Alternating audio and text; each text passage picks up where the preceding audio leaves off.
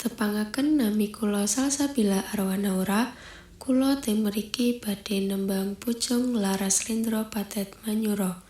Tembang Pujung menika nggadhahi makna ingkang nyariosaken babagan perjalanan gesang manungsa.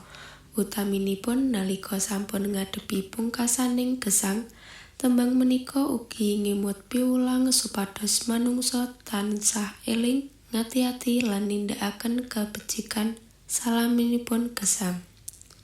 Sugeng midhangetaken. 668 Ciciciro 668 Ciro 6 Ciro cilu roci nem lulu molu roro cinem lumonam luro ngilmu iku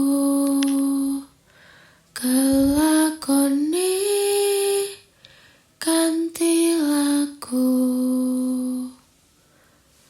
lekase lawan kas tegese kas nyantosani setya Buddha pangekase durhangkara.